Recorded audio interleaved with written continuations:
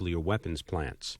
Yesterday, a House subcommittee heard from Deputy Energy Secretary Kyle McSlarrow and officials from the General Accounting Office and the Project on Government Oversight. This is an hour and 20 minutes.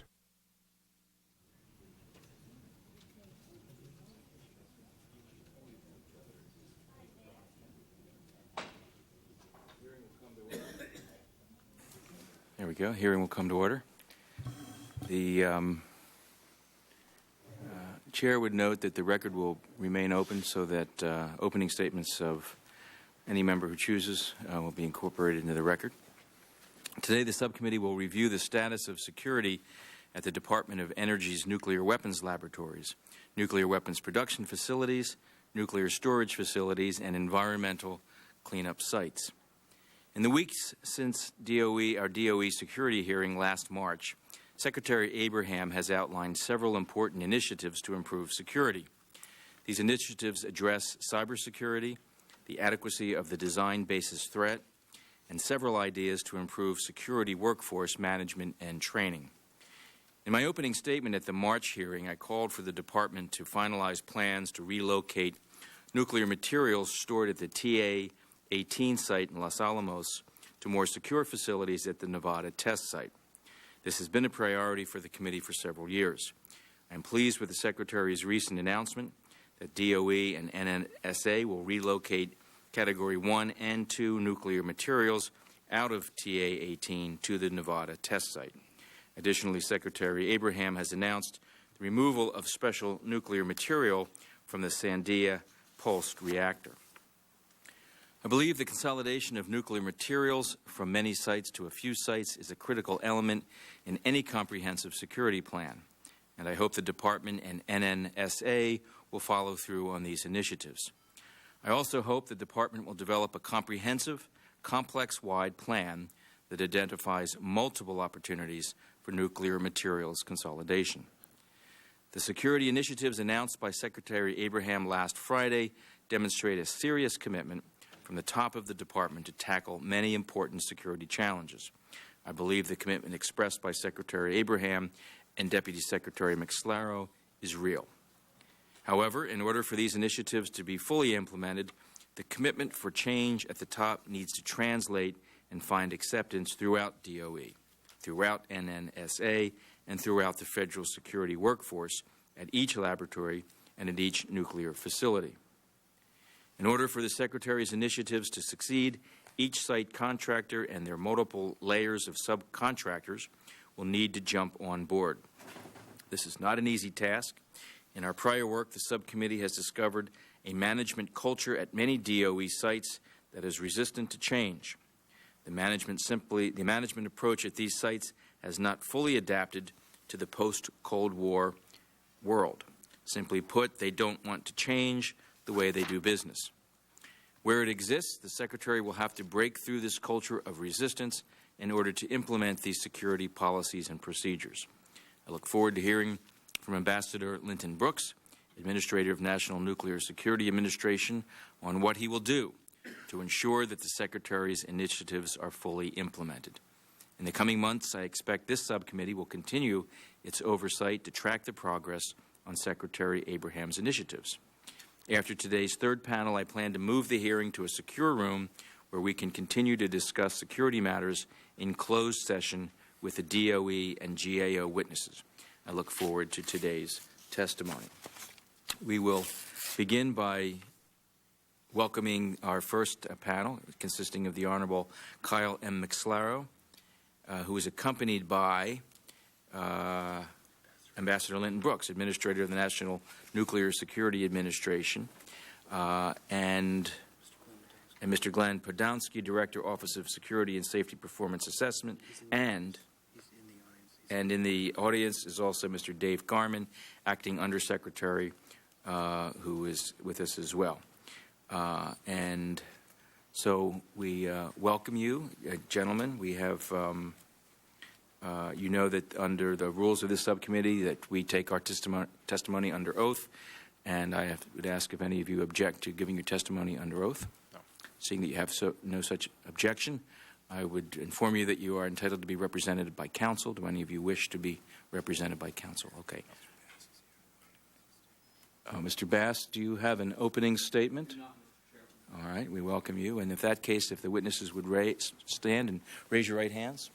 Do you swear that the testimony you're about to give is the truth, the whole truth, and nothing but the truth? I do.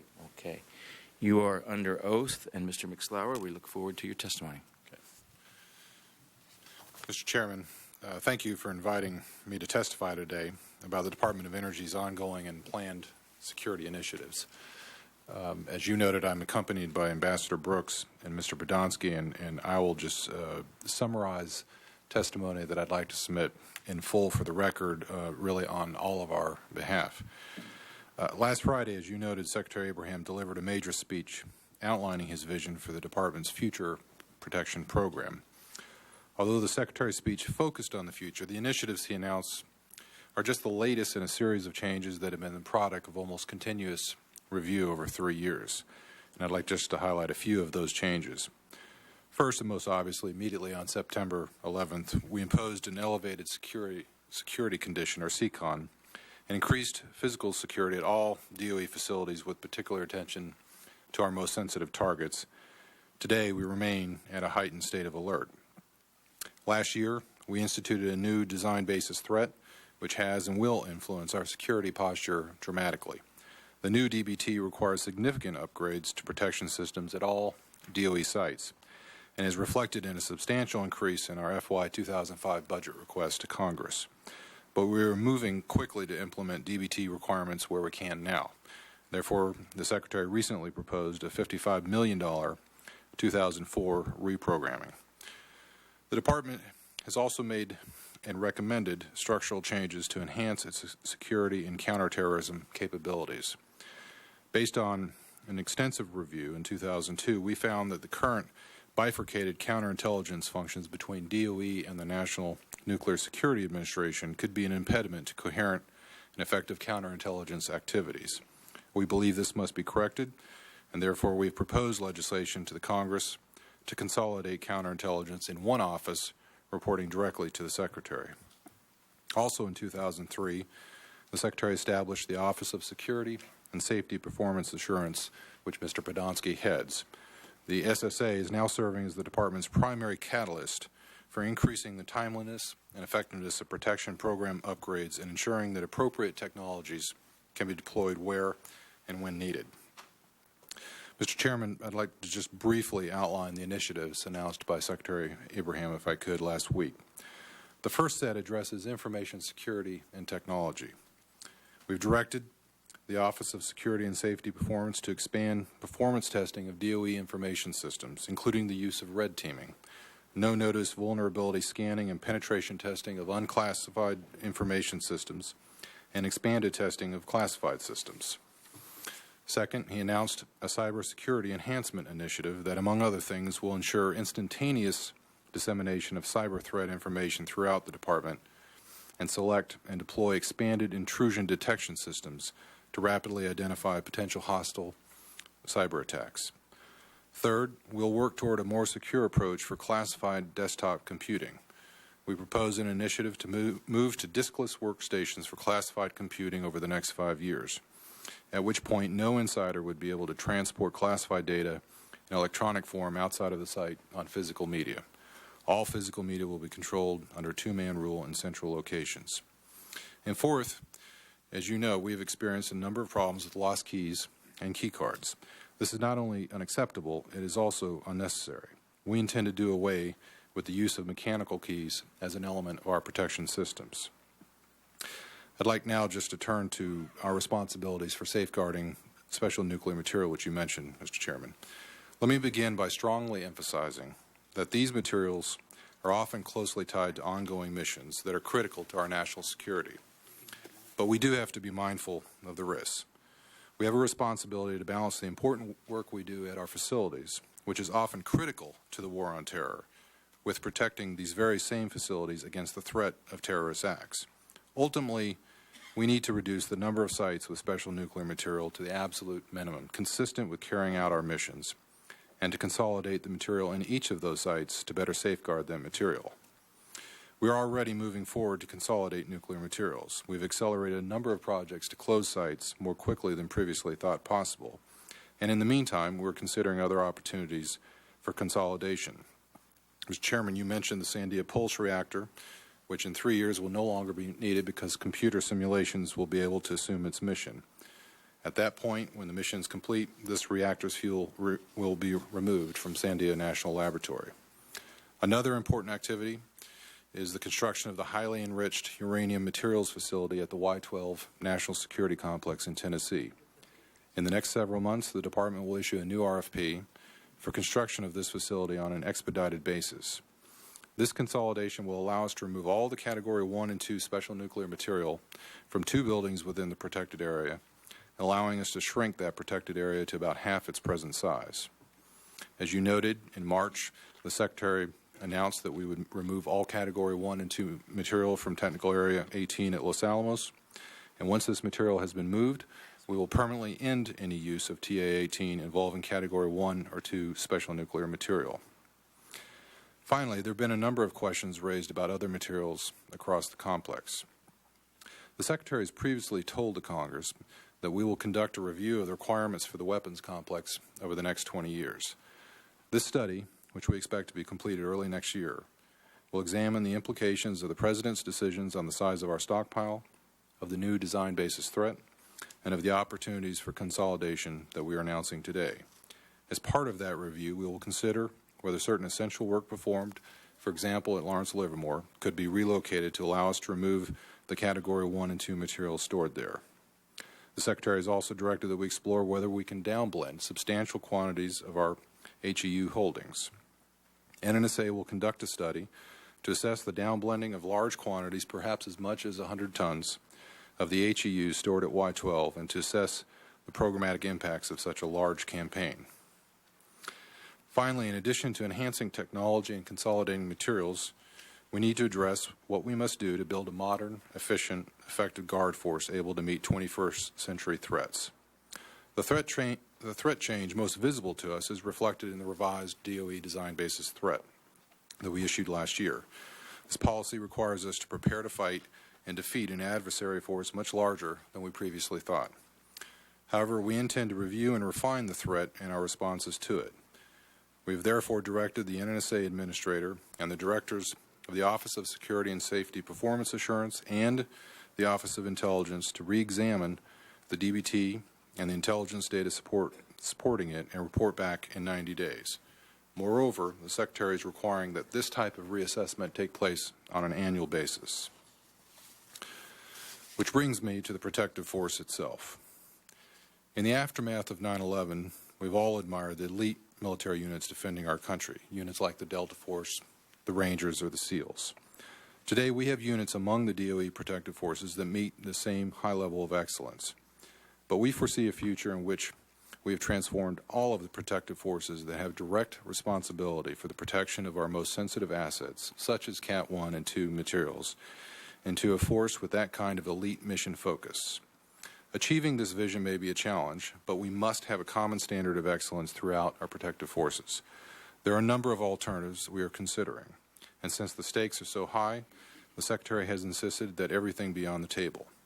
It may mean implementing common contract language for protective force contracts complex-wide and requiring all field elements to award independent contracts separate from site management and operating contracts. It may mean awarding a common complex-wide contract at a minimum for all the protective force elements that protect Cat 1 and 2 materials. And it may mean establishing a special elite federal force for protection of Category 1 and 2 special nuclear material. Mr. Chairman, all of the improvements that we seek in our protective forces and our cybersecurity efforts, our application of new technologies, and how we store nuclear materials must be accompanied by tangible management improvements that ensure that early warning systems are in place to detect failures with accountability and consequences for such failures. As the Secretary said last week, that calls for a change in our management culture. First, we must be willing to take constructive criticism, analyze it, and respond when appropriate. As the Secretary said last week, too often we have seen a reflexive dismissal of ideas or suggestions not invented at DOE, whether they be from a member of Congress, an organization like the GAO, or an outside stakeholder organization like POGO. In our view, that is not how a first-class organization behaves. Second, we need a system where management is more responsive and where people don't need to find a third party to get a fair hearing for their concerns. The reason is plain. People should never have to be worried about the perils of doing their jobs honestly, safely, and correctly. People should not be afraid to bring problems to the attention of management or worried about facing retribution. Our expectation is that if we are able to implement a system, a culture really, where people can legitimately air concerns, then everyone will benefit. Our workforce will be more effective, the public's confidence in this department will improve, and America's security will be greatly enhanced. And it goes hand in glove with the other improvements we seek in constructing an effective 21st century apparatus. Mr. Chairman, we are fully cognizant of the tremendous responsibility we have for protecting the special materials and information entrusted to us at the Department of Energy. We've introduced several worthwhile initiatives to eliminate specific identified risks, and Secretary Abraham, Ambassador Brooks, Mr. Podonsky, and I continue to be fully committed to improving the Department's safeguards and security programs. Thank you, Mr. Chairman. I'd be happy to answer any questions you or the other members of the subcommittee Thank you for your testimony. The Chair recognizes himself for 10 minutes for inquiry. Mr. Deputy Secretary, the plans that you've outlined are impressive, and this committee supports them entirely. But I have some concern about implementation, because we've all seen enough instances where bold plans and visionary plans are created, and then the truth is all in the follow-through. Do you have a plan to track each of Secretary Abraham's initiatives and to monitor its progress and with milestones time-wise, so that you know whether you're progressing on a reasonable time frame, and how confident are you that the funding will be there for these initiatives? First, in terms of the follow-through, that's always a concern. It's the same question I ask everybody who works for me. The short answer is yes. We do have a plan for tracking how we implement these changes. And let me just note, Mr. Chairman, I can only speak for us, but we have made decisions implementing a vision that most people a couple years ago would have thought impossible, including not just announcing that we would compete the contract at Los Alamos, but other contracts that have never been competed in 60 years. Shortly after I became Deputy Secretary in January of 2003, I announced a new management initiative called Management Challenges, which dealt with a lot of issues, but front and center was security. And working with the GAO and the IG, we identified a number of open recommendations from those organizations that had not been closed, that is to say, we had not done anything about them. And I basically tasked the rest of the department to come up with teams to work off those issues. I don't remember the IG number, but I think the GAO, we had something like 13 open security items, 11 of which we worked off by October 31st, 2 of which I think we're still working off right now. And I tracked them through quarterly progress reports. And my intention would be for these initiatives, as part of the management challenges, to keep track of progress in exactly the same way and to focus on it. So for each of these, is there a document that lays out for each of these initiatives a anticipated timeline and an appropriate deliverable timeline and deliverable realistic appropriations timeline as well?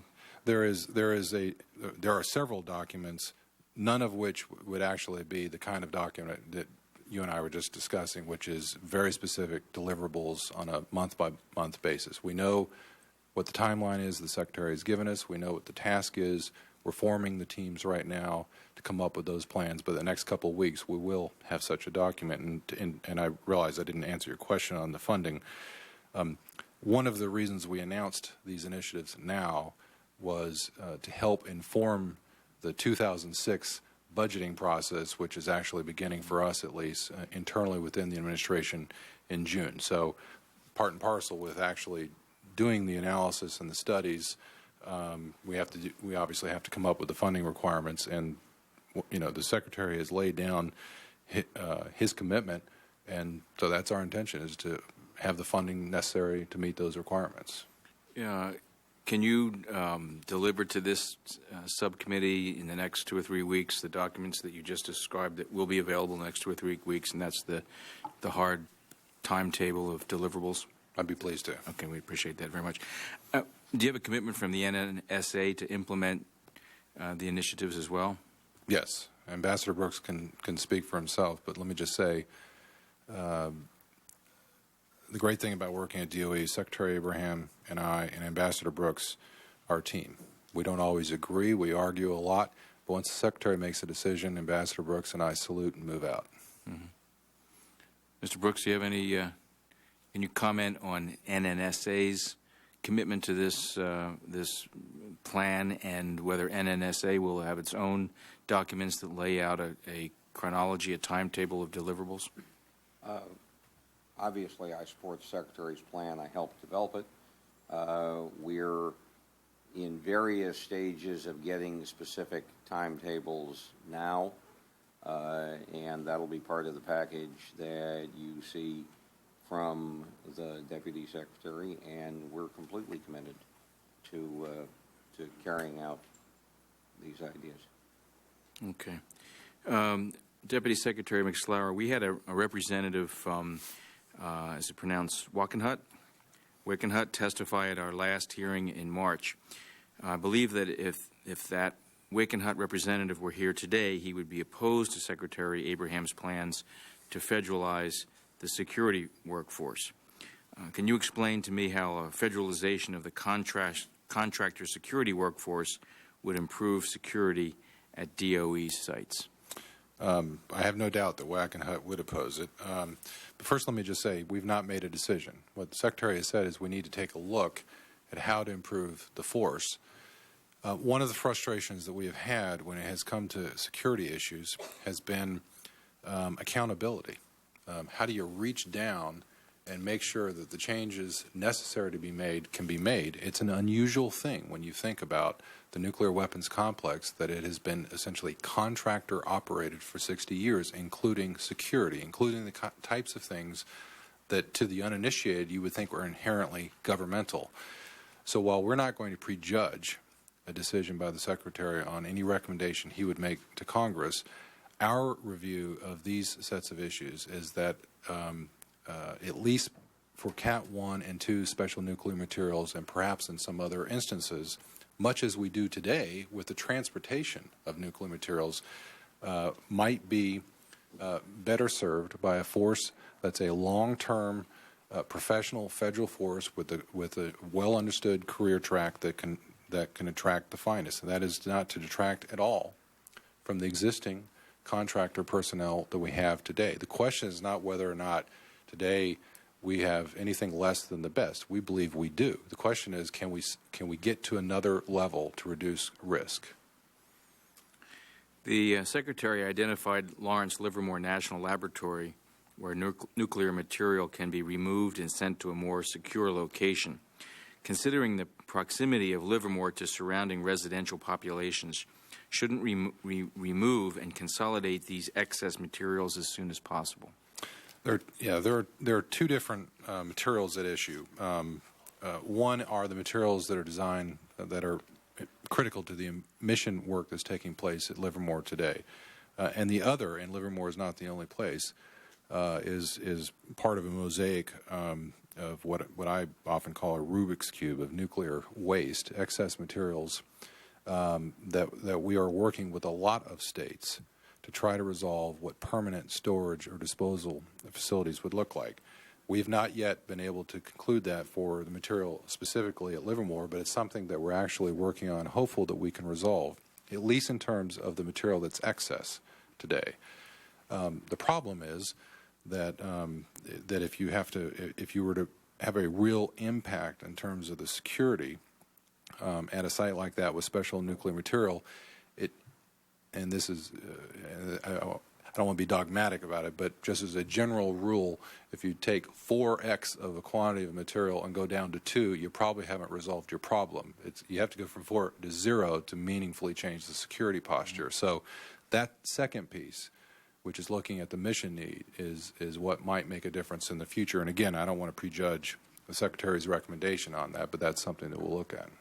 Ambassador Brooks, I understand you have some potentially differing opinions on this. What are your views on? Oh, it's exactly the same.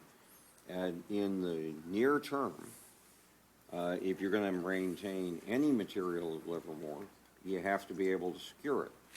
So you're only going to lessen the security challenge if you find a way to move all of the material. At the moment, the material is there because it's used there with facilities that we can't relocate. What the Secretary has directed us to do is not accept that that fact which exists today will exist forever. The problem is not simply to move the material.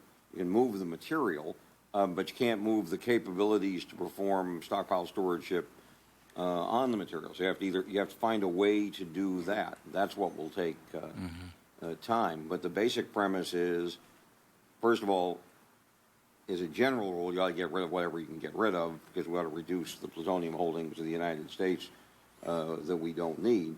But you don't solve, what I've said before, is you don't solve the security problem at Livermore. You don't make security at Livermore easier until you can get rid of it all.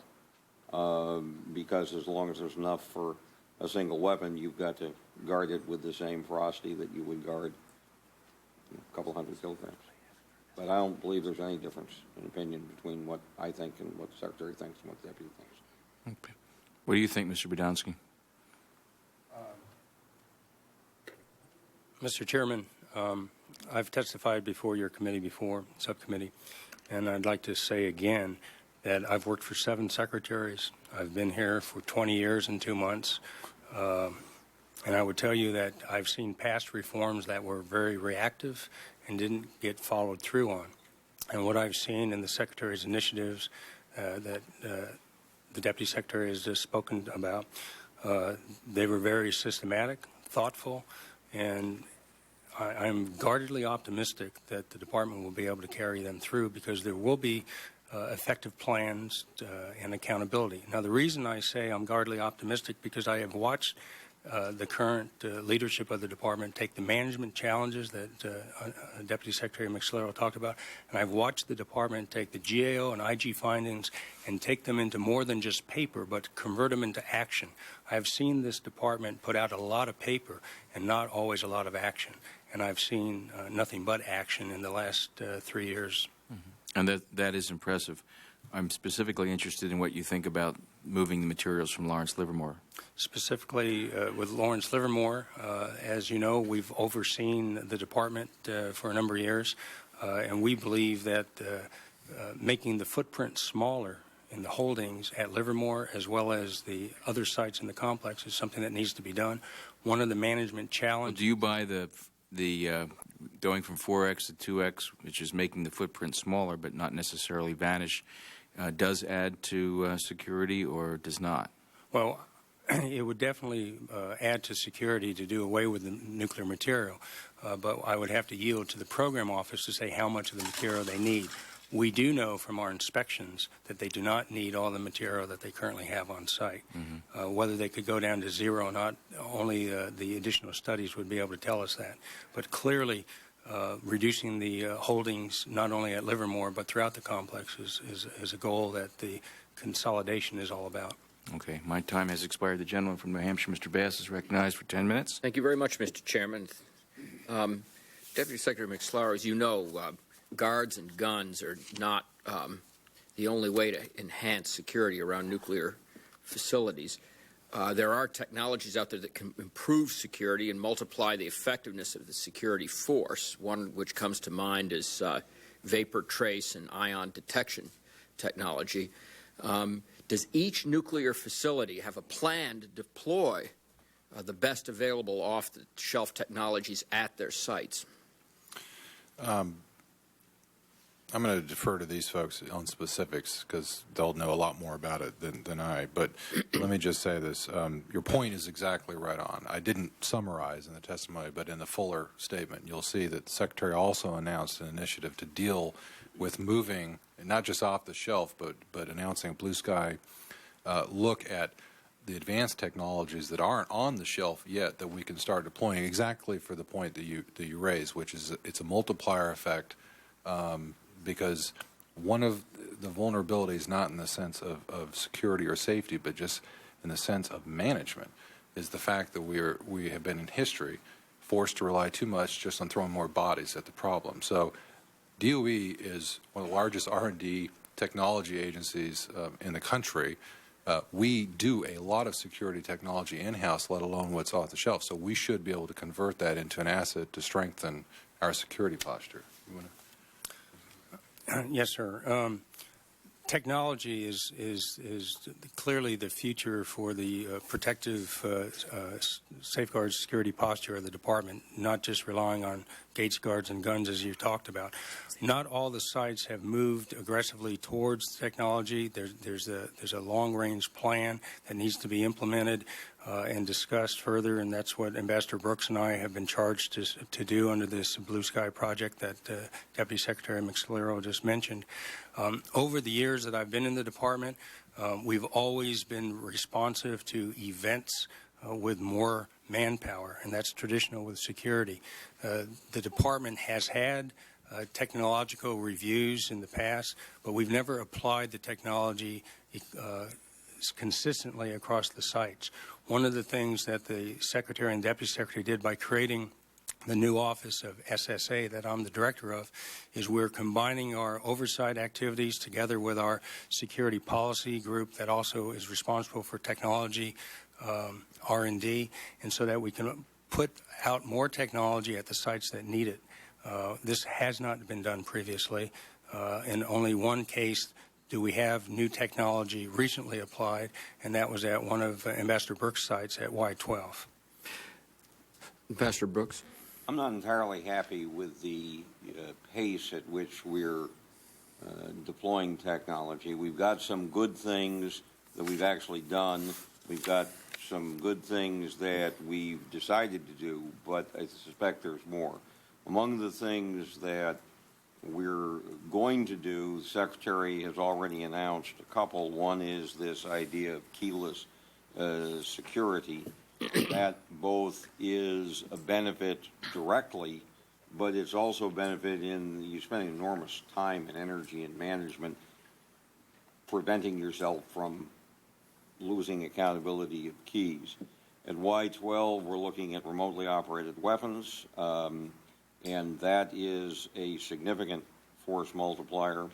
We're looking at a design of a perimeter that, if you look at the perimeters at most nuclear sites, they look very imposing, and there's razor wire and fences. But in fact, against a well-trained adversary, those are warning events. They don't slow down. They slow down the casual individual, but they don't slow down the well-trained adversary. But there are ways you can design them that would slow down significant adversary, and we're looking at those for the sites where the problems are greatest, which is mostly West. Well, I asked him my question about some of the detection equipment that you might have to detect vapor trace and ion detection. There's another, as you know, the shoe bomber had a plastic explosive in his shoe. Do you have detection devices that are capable of picking up that kind of yes, sir, peroxide-based or plastic explosives yes, as opposed sir, to nitro? But only once you get inside. I mean, if someone is along the perimeter row, they don't now have technology to deal with that. The way we handle that is to try and limit quantities. So, for example, we're looking. This is technology. If you'll express.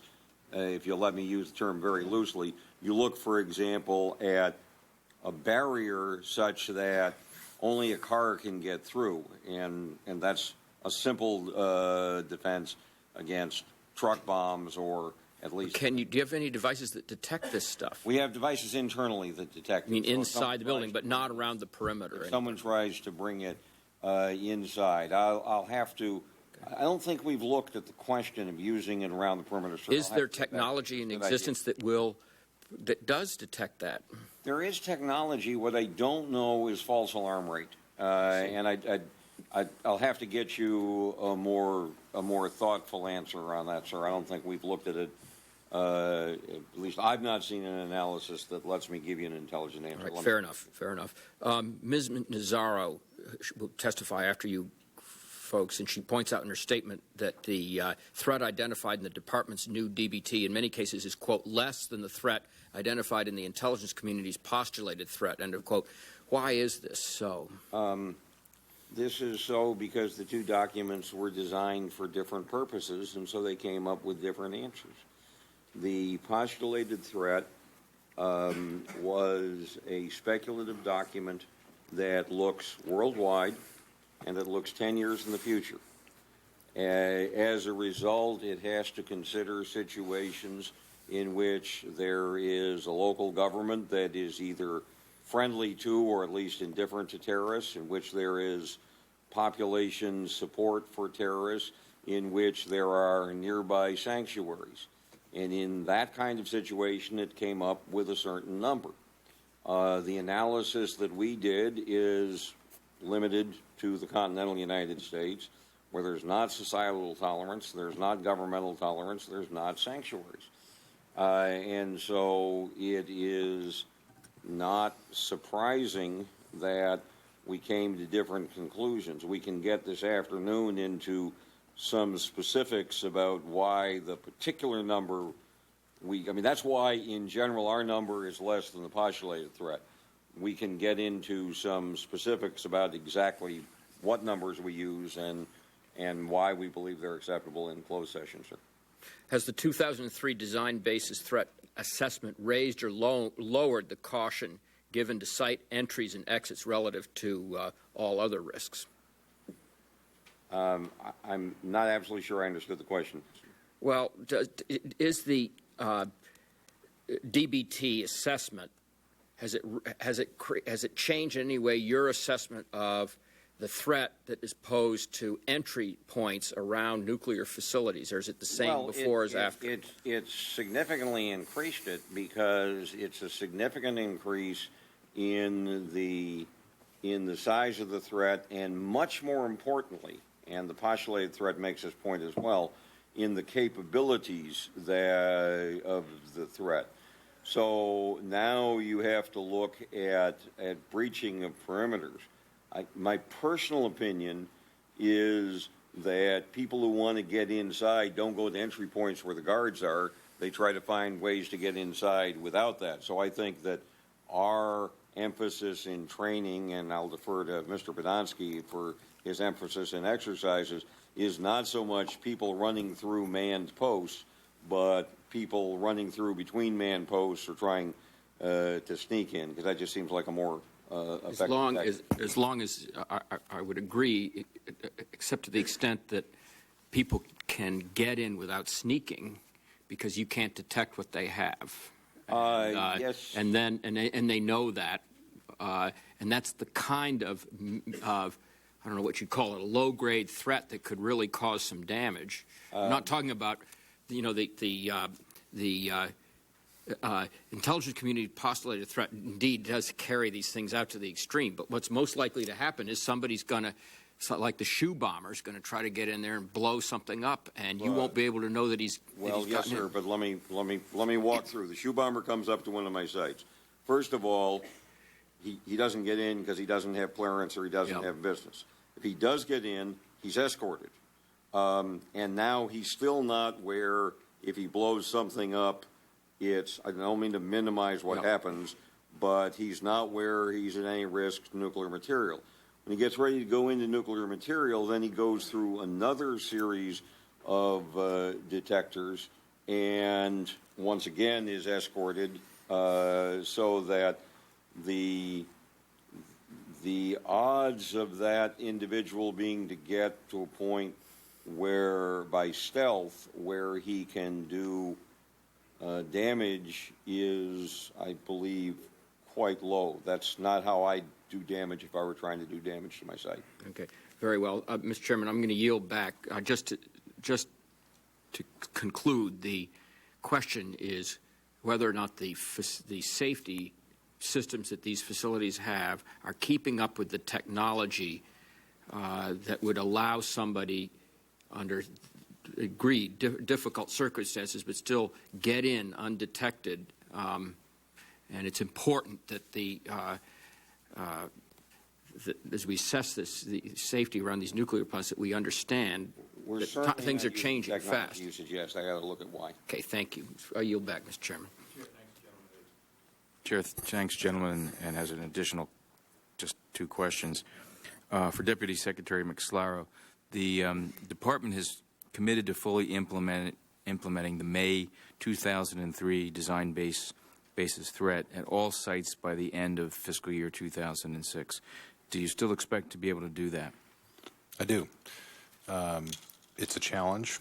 In some cases, I have to drag people kicking and screaming. There are some long lead time requirements because some of this involves not just procuring assets or constructing facilities, or in some cases, what can often be longer is actually hiring the personnel. But the directive that we signed out last year told people the DBT applies today. Everything you can do today, do it. Everything you do next month, same thing. But in no event will we go past the end of 2006. And we are tracking that, again, through the same mechanism, through quarterly progress reports. And so far, we're on track. It's a heavy lift. But now, I understand this. The Secretary has initiated a 90-day review of the existing design basis threat. I would assume that there might be some, if that results in significant alterations to the DBT, that could change your calendar. Is that fair? I mean, that's fair. I mean, that's quite possible. And let me just say, I think Ambassador Brooks covered it very well. You know, I've reviewed the postulated threat several times last year. In fact, one of the first things I did as Deputy Secretary was go talk to my counterpart at DOD, urging him to get the postulated threat out the door, which I'm pleased to say he did. It is an assessment by intelligence experts. In our department, one of the reasons that we came out in a different place, even though we obviously increased the threat level and the adversary capabilities, was that we actually went out and secured special operations personnel, people who knew how to attack facilities, and we actually worked with them for them to tell us, what would you do? How would you go after one of these facilities? And that drove, in part, a large number of assumptions that produced or yielded the design basis threat that we did. But the GAO did their review recently. They raised, I think, fair questions about it. And our judgment was that in addition to doing this on an annual basis, this was the right time. It's been a year to review it and see whether or not there's a reconsideration. If there are changes, I think you're absolutely right. It may change the timeline, but we'll get to that point after we do the review. Okay.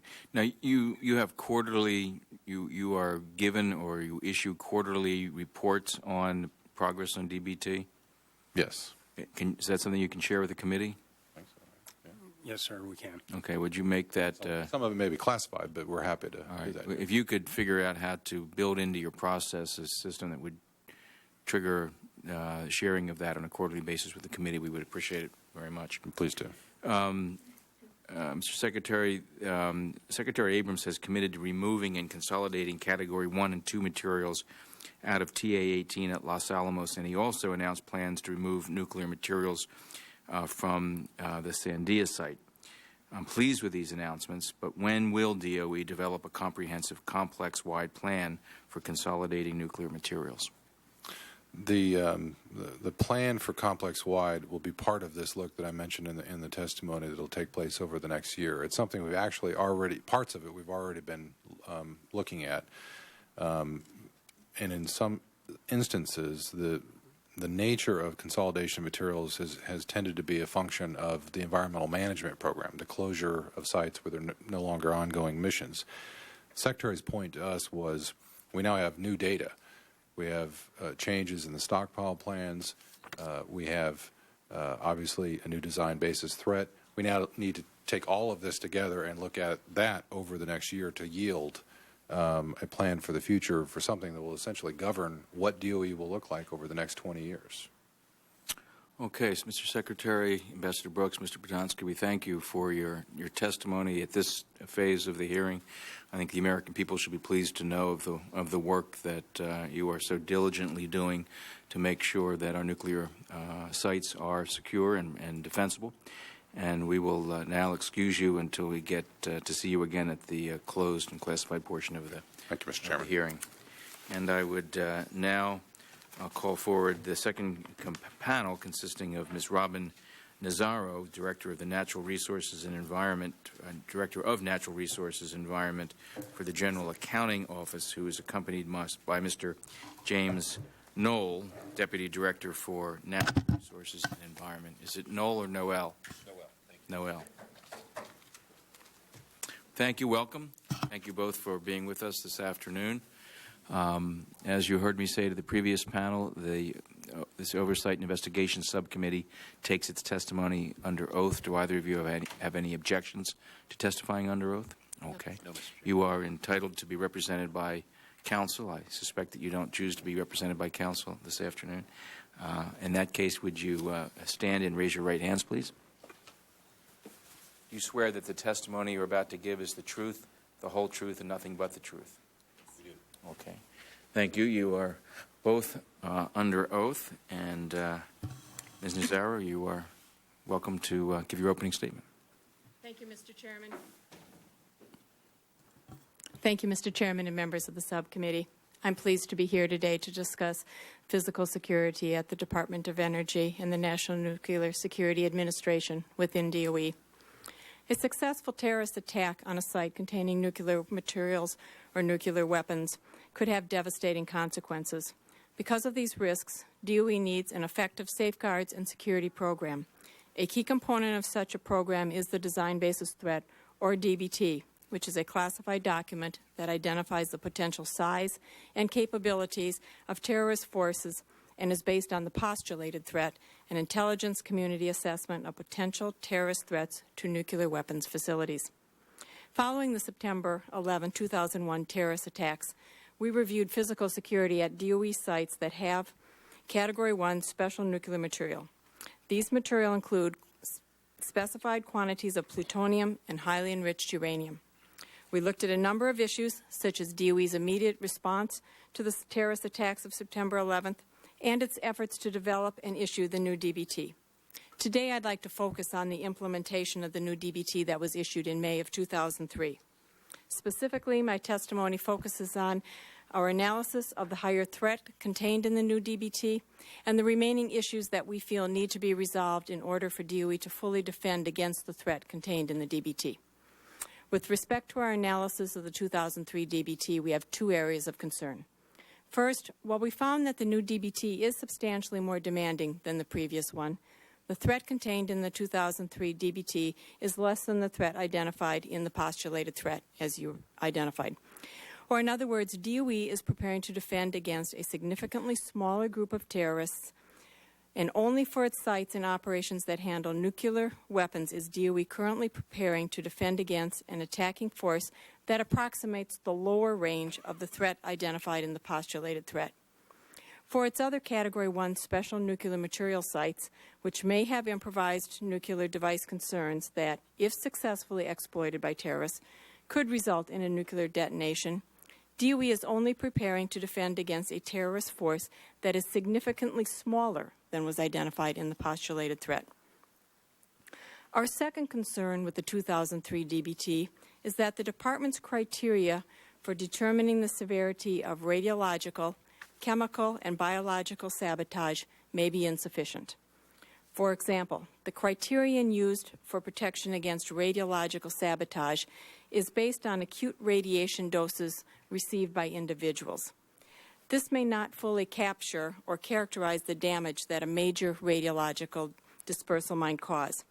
For example, a worst-case analysis at one DOE site showed that while the radiological dispersal would not pose immediate acute health problems for the general public, the public could experience measurable increases in cancer mortality over a period of decades after such an event. Moreover, releases at the site could also have environmental consequences requiring hundreds of millions or billions of dollars to clean up and affect the habitat of people who live within 10 miles of the site. Now let me highlight the issues we feel that need to be resolved in order for DOE to fully defend against the threat contained in the new DBT. To date, DOE has not developed any official estimates of the overall costs of the DBT implementation. More importantly, current DBT implementation cost estimates do not include items such as closing unneeded facilities, transporting and consolidating materials, completing line item construction projects, and other important activities that are outside of the responsibility of the Safeguards and Security Programs budget. Finally, some DOE sites may have improvised nuclear device concerns. If the Secretary designates a site as having such a concern, it may be required to shift to a more demanding and more costly protection strategy. Bottom line, DOE is unlikely to meet its own fiscal year 2006 deadline for full implementation of the DBT. Some sites estimate that it could take as long as 5 years, given adequate funding. In a recently issued report, we made 7 recommendations to the Secretary of Energy that are intended to strengthen DOE's ability to meet the requirements of the new DBT, improve the Department's ability to deal with future terrorist threats, and to better inform Congress on departmental progress in meeting the threat contained in the new DBT and reducing risk to critical facilities at DOE sites. Last Friday, the Secretary of Energy announced a series of initiatives to improve security at DOE. We are pleased that one of the initiatives is a re-examination of the current DBT, an action we recommended in that recent report. We applaud the Secretary's leadership to improve security at DOE. However, we would note that many of his announcements involved only studying certain ideas. Once these studies are completed, we believe, as we recommended, that the Department needs a comprehensive plan to ensure that the recommendations of these studies in our report are fully implemented, and we believe that the Department needs to inform the Congress regarding its progress in what will undoubtedly be a long and costly undertaking. Mr. Chairman, that concludes my statement, and I'd be happy to respond to any questions you or members of the subcommittee may have. Well, thank you very much for your testimony, and the Chair recognizes himself for 10 minutes for inquiry. You've had a chance to review the Secretary's announced initiatives from last Friday, which is a little broader than your testimony. What is your opinion of them? They are very significant, and there are very positive aspects within the Secretary's announcement, particularly the one that I mentioned in my statement as far as the reexamination of the DBT. Of course, we do still have, strong concerns as to how these are going to be implemented, whether they're going to be implemented. Most of them are studies, and so it depends on what the results of the studies are as to what actions will be taken and when those actions would be taken. You heard Deputy Secretary McSlarrow say that he fully intends to meet the DBT requirements by 2006. You testified that the Department hasn't put together a cost estimate to do that. I assume in your analysis you've been communicating regularly with DOE folks about that. How do they reconcile the fact that on one hand they're certain that they can do this and pay for it, and on the other hand, they don't know how much it's going to cost? What do they say about that when you speak with them? We'll ask them again. But okay. Well, they told us the 2006 date. My team went out to the sites and talked to the people who are actually going to have to implement, this DBT, and they were the ones that gave us the estimates that historically it has taken them from 2 to 5 years to implement prior changes like this. As far as the cost, DOE can't tell us what it's going to cost. They do have line items in their budget for 2005 for the first time, but there are a lot of things that are missing from those cost estimates, as I said. So we believe possibly in 2006 will be the first time you will get an idea of what it would cost. But that's what the current does GAO, have you gone through the exercise of trying to determine what it costs, or is that not something that's been assigned to you? We did not make an effort to try to do that. there's just too many variables at this point as to what the implementation is actually going to require before we could even begin to make those estimates. You indicate that some DOE facilities may be considered at higher risk under the new DBT than under the old DBT. What do you mean by that? Do you think these facilities are adequately defended? Well, first, let me say that all of the sites are heavily defended. Our concern as to why they're at a higher risk, if you change the level of the DBT, you know, at one point they were at one level. Now they've raised the level up a notch, if you will. Most of those sites are not implementing the new DBT. They're still being tested, and they're still implementing the old DBT. And so the difference, the delta between those two, we feel is a risk factor. I think it was Ambassador Brooks who commented that there are reasons why the postulated threat number and the DBT aren't necessarily, one should not assume that they should necessarily be the same number. Do you buy that? We believe that that's a possibility that they would not be the same. Historically, DOE has adopted the postulated threat as the numbers in their DBT. What we didn't see is a justification as to, or an adequate justification as to why there was a difference this time. Mr. Noel, you may want to add. Noel. Well, just so those Americans who are, we talk about postulated threat and DBT, and people are probably switching to other channels if we don't tell them what that means. But we're really talking about here, are we not, the difference between what the intelligence community might estimate the number of terrorists who might attack a nuclear facility, and what their strength might be in numbers and materiel, versus what we tell the power plants they need to assume in terms of those same parameters, the number of bad guys attacking and how well equipped they are.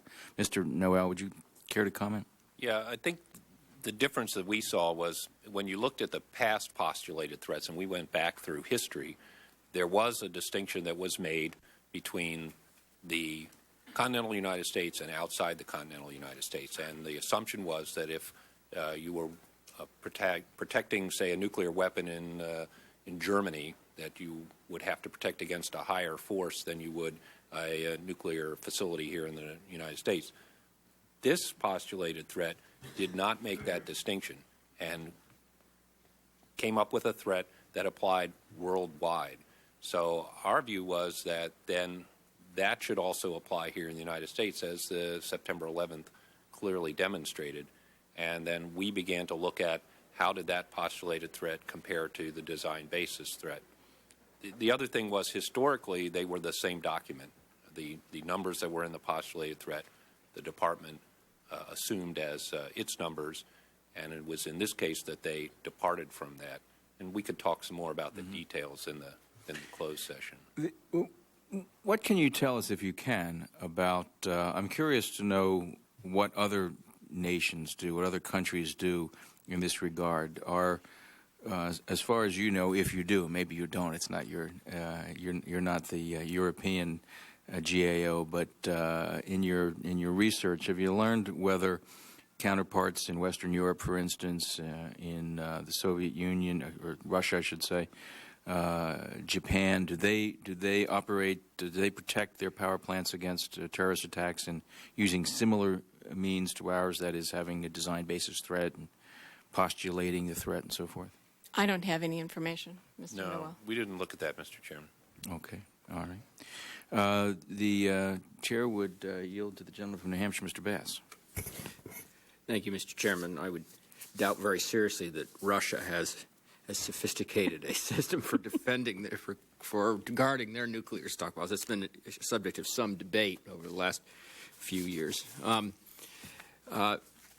Nazzaro, does your office at GAO, do you have any responsibility to, or have you reviewed security plans for nuclear power plants in the same way you've done for nuclear storage facilities or DOE facilities? I personally have not done that, but the agency has, yes. I would assume then that you don't you can't compare in any way the mechanisms or the manner or the types of security that are offered at nuclear power plants versus nuclear facilities, nuclear storage facilities. Yeah, I've been in Are contact. they about the same, or is it the same kind Well, of? I would say that the Department of Energy's nuclear facilities, and we're talking about the laboratories, plants, and the test sites, so any place that has special nuclear materials, they are more vigorously defended than a nuclear power plant. There's no question about that. And the design basis threat that each party protects against is different. Okay. I would say it's certainly more difficult for us to get into DOE's facilities than it is to get into the nuclear power plants I've been at. Interesting. All right, Mr. Chairman, that's all I had. Thank you very much. Okay, we thank you both for your testimony, and I believe that we'll see you at the closed session of this hearing as well.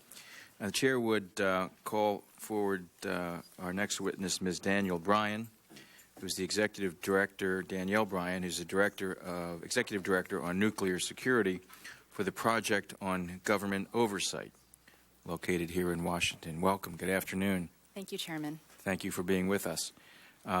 You've heard me say to the other witnesses that we take our testimony in this subcommittee under oath. Do you object at all to Not giving at your all. testimony? Very well. You're entitled to be represented by counsel. Do you choose to be represented by counsel? No, I don't. And you're eager to stand up and be sworn in. Do you swear that the testimony you're about to give is the truth, the whole truth, and nothing but the truth? Yes, I do. Okay. You are under oath, and we look forward to your opening statement. Thank you. In October 2001, POGO issued our report where we presented extensive evidence and raised an alarm that the Department of Energy was not taking the security of our nation's nuclear weapons facilities seriously. Since beginning our investigation, we've worked with over 100 insiders from inside the nuclear weapons complex. All of them are concerned about security. During this time, we've been in virtual armed combat with the DOE bureaucracy.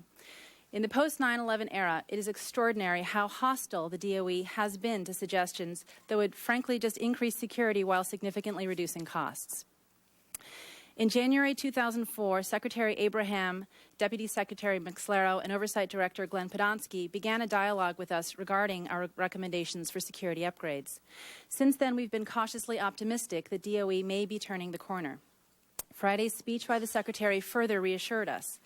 This is the first time a DOE Secretary has recognized and admitted the extent of the change necessary to improve security in the weapons complex. Increasing the DBT to better reflect the intelligence community's postulated threat is essential. This review, along with the recent directive that requires all sites with an improvised nuclear device vulnerability to increase their defensive posture, will vastly improve security. To explain an improvised nuclear device, it's an actual nuclear detonation on site, which can be accomplished within minutes by a terrorist. Concerns about INDs underscore the need for further consolidation of special nuclear materials, as a number of the sites simply will not be able to meet these higher standards or afford the required upgrades. Eliminating the burst reactor at Sandia is also an important step. However, we're disappointed in the timeline for this step. It surely shouldn't take 3 years, as this reactor currently is rarely used. In addition, raising the need to blend down 100 tons of HEU is one of the highlights of the Secretary's announcement. Step 1 to improve security is to consolidate the materials into fewer and more secure locations.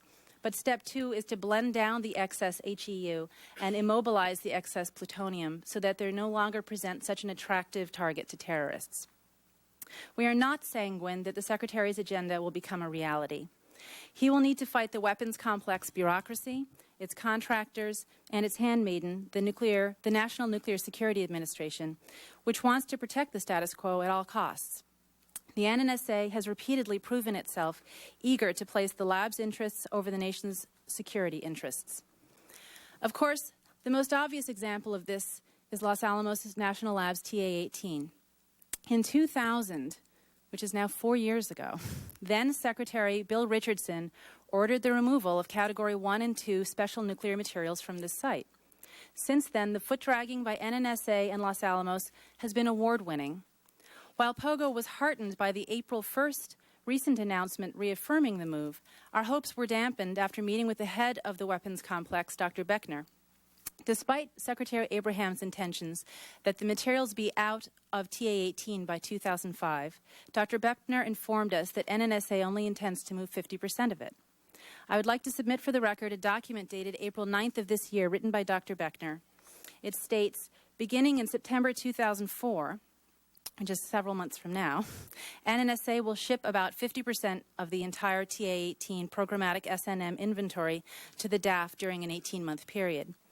Perhaps in closed session, you can get a commitment when, if ever, they intend to move the other 50%. Dr. Beckner also tried to justify the ballooning estimated cost for this move, which has been used as a reason to delay it, from $100 million to over $300 million, saying the paperwork requirement alone would cost $150 million. We checked with the people at Los Alamos responsible for signing off on such documents, and they estimated the cost to be between $1 and $2 million if done correctly. An earlier internal email, which I have for the committee, which is dated February 23rd, actually discusses DOE's intention to keep nuclear materials at TA-18 until 2011, and Los Alamos' proposal to extend the timeline to 2015. I hope this committee holds NNSA's feet to the fire until the TA-18 materials are permanently moved to the Nevada test site. The NNSA is also dragging its feet over the building of the highly enriched uranium materials facility at Y-12. We were pleased to see the Secretary announcing an expedited schedule for building the new facility, but the worry is which design. The current contractor operating Y-12, which is BWXT, inexplicably changed a plan to build a bermed facility, which would be covered by earth on 3 sides and as well as its roof, similar to the device assembly facility at the Nevada test site, and is now instead planning to build an above-ground facility. The Department of Energy's Inspector General concluded that the new design for the storage facility will actually decrease security and significantly increase costs.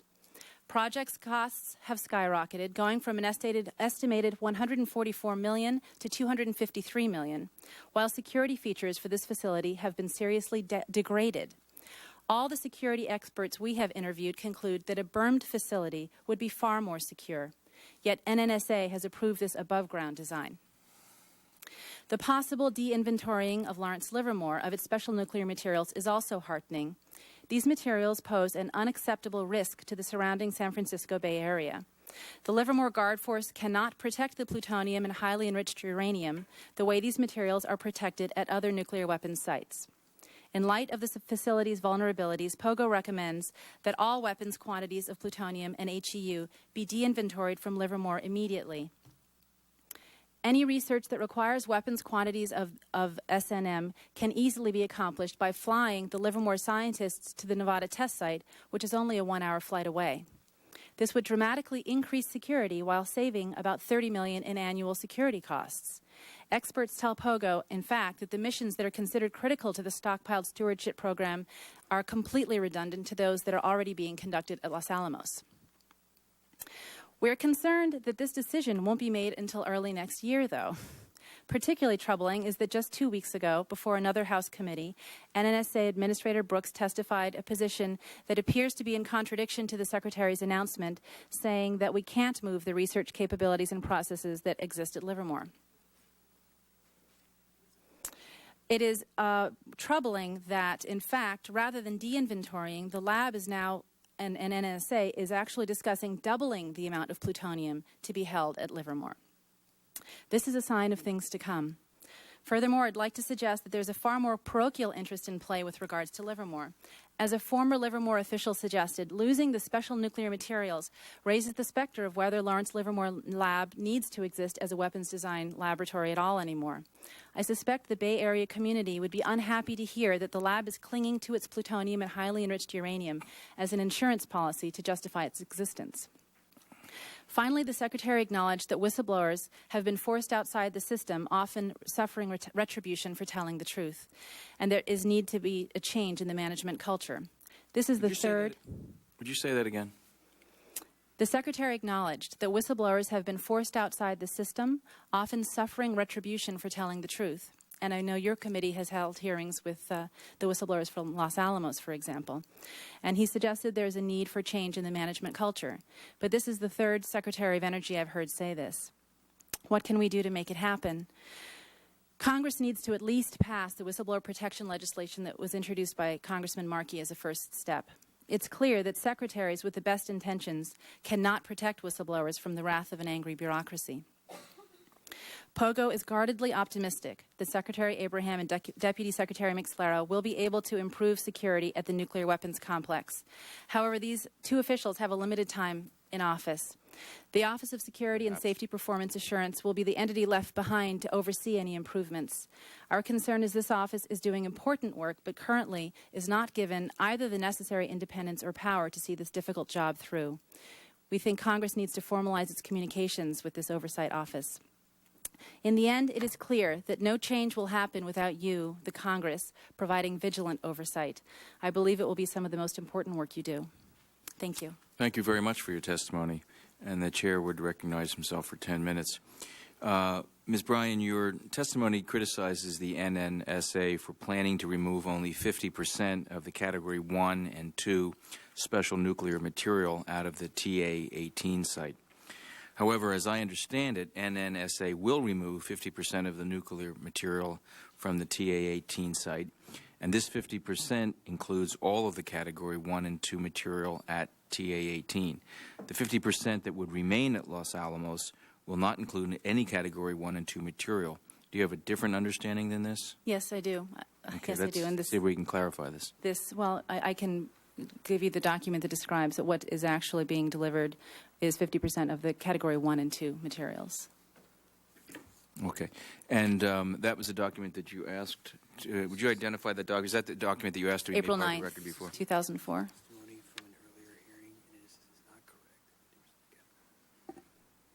Okay. I'm looking at a document that has additional comments by Linton Brooks, Administrator, National Nuclear Security Administration, Subcommittee on National Security, Emerging Threats, and International Relations.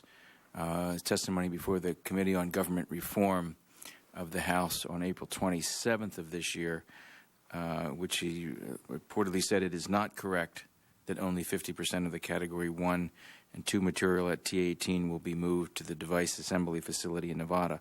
All the material will be moved. Well, I was there when he said that, but the directive currently remains, I mean, this is in flux, and that's why I was asking the committee to hopefully get a commitment on when it will be moved. Well, we're not going to bring Ambassador Brooks up right now, but we'll have another opportunity to have an exchange with him in the closed portion of the hearing, and we certainly will bring that up. In your written testimony, you reviewed Secretary Abraham's recent security announcements and stated, quote, "This is the first time a DOE secretary has recognized and admitted the extent of the change necessary to improve security in the weapons complex." Can you explain why this is the case? Why do you think this is so? Why have prior secretaries not admitted the extent of the problem?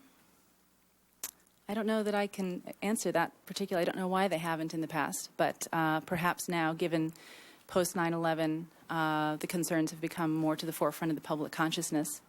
But I can't speak to the motivation of why prior ones have not. That's fair enough. You talked about the NNSA's foot dragging, and you said that you accuse it of putting the lab's interests over the public interest.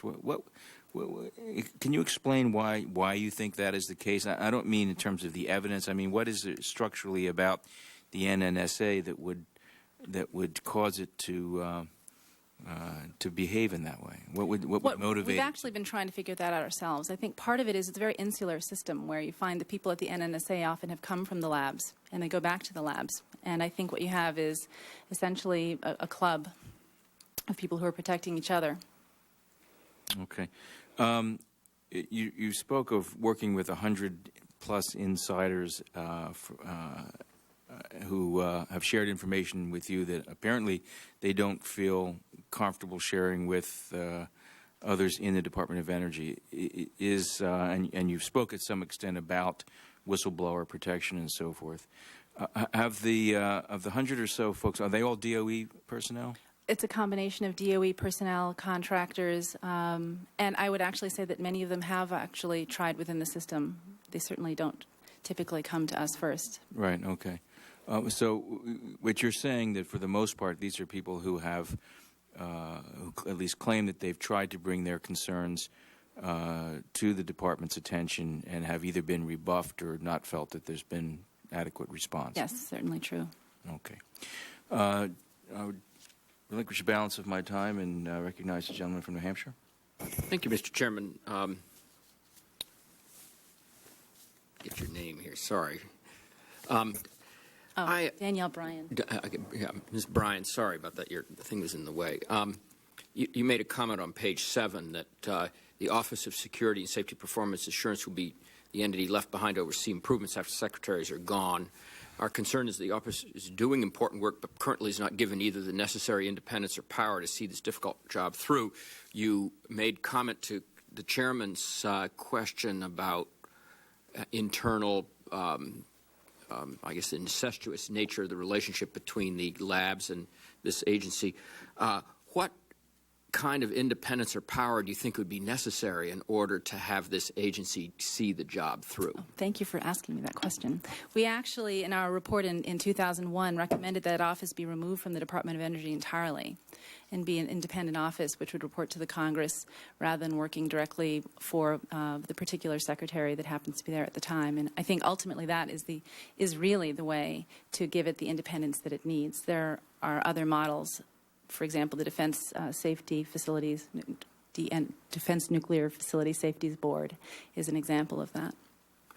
Moving it out of DOE would do that, do you think? Would give it the independence, certainly would, and give it a line item where it's actually not, for example, dependent on its budget from the Secretary and not having to report directly to the Secretary. It certainly would. Would that do anything about the issue of relationships between the members of this agency and the labs over which they have oversight? It could still move. Well, I think, sir, you might be. Those are two different entities. What I was describing was the office that is currently run by Mr. Podonsky, which was sitting at the left side of the table, right. And the incestuousness that I'm concerned about is headed up by Ambassador Brooks, which is NNSA. Okay. Very well. I'll yield back to the chairman. Chair, thanks, gentlemen. Ms. Bryan, we thank you very much for being with us, sir. for your testimony, for answering our questions, and we excuse you. After consultation with the minority, I will now offer a motion that the subcommittee move into executive session. The chair moves that, pursuant to Clause 2G of Rule 11 of the Rules of the House, the remainder of this hearing will be conducted in executive session to protect information that might endanger national security. Is there discussion on the motion? If there is no discussion, pursuant to the rule, a recorded vote is ordered. Those in favor say aye. Aye. Those opposed say no. The ayes appear to have it. The ayes have it. The motion is agreed to.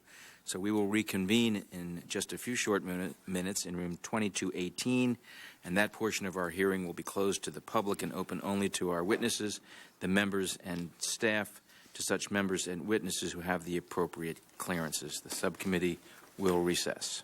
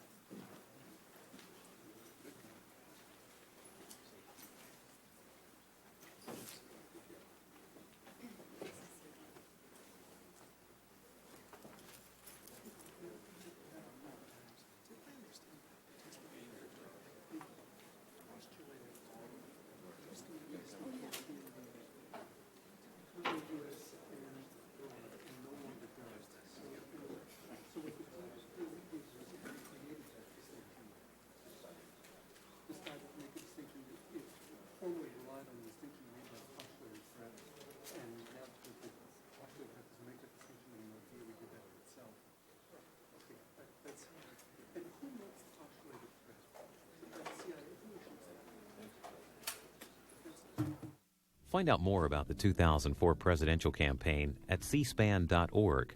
Click on 2004 Vote for candidate profiles and positions, and the Campaign Finance database. Watch the latest video of campaign events and campaign ads for each candidate. Keep track of the campaign with detailed